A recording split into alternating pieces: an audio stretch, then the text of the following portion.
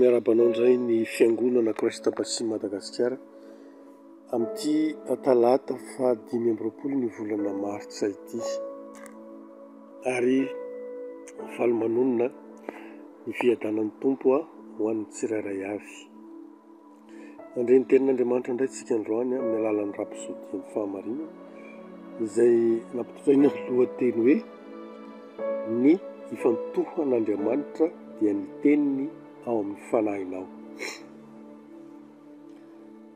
Ary Andriamanitra mahay mampitombo ny fahasoavana rehetra aminareo mba hanananareo ny onony rehetra mandrakariva amin'ny zavatra rehetra ka hitombo amin'ny asa tsara rehetra. Hitantsika izany ten'Andriamanitra izany ao amin'ny Korintianina 2:8-9.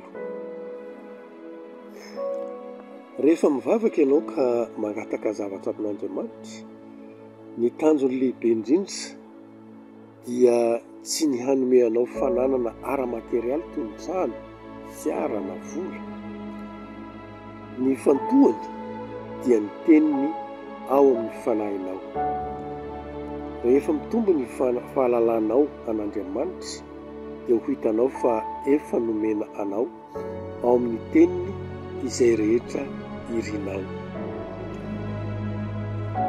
Efa nilaza toy izao izy ao amin'ny Petera 2:1-7 efa nomeny ny herin'Andriamanitra ho antsika ny zavatra rehetra momba ny fiainana sy ny toe-panahy araka an'Andriamanitra amin'ny fahalalana ilay miantso antsika amin'ny voninahitra sy ny fahatsarana. Io fahatakarana io dia hanova ny fiainam-bavakao sy ny fitoatin'ny vavaka ataonao.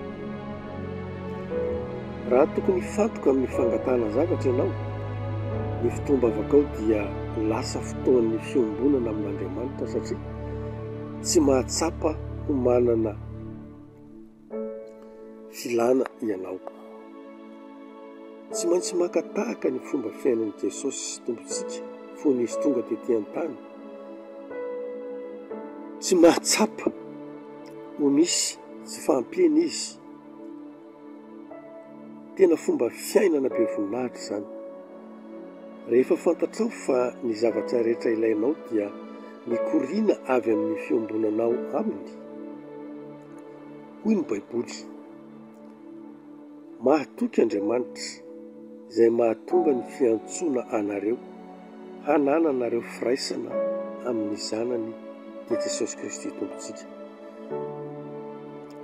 Ao amin'ny Korintianina 1:1-7 no hitantsika an'izany tenin'Andriamanitra izany. Midika izany fa nentina atao amin'ny fiaraha-miasa masina ianao, fiombonan'ny mpianakaviana miaraka amin'ny Jesosy Kristy. Raha marina izany ary misaotra an'Andriamanitra ny amin'izany. Inona no mbola tsy ampy aminao? Andriamanitra dia efa nanome izay rehetra ilainao amin'ny fiainana sy ny toe-panahy araka an'Andriamanitra amin'ny alalan'ny teniny. Ny fanalahidiny dia ny fananana ny tenin'Andriamanitra hitoetra betsaka ao aminao. Hoy Jesosy, ny rakitra tsara no amoahin'ny olona tsara fanahy zavatra tsara.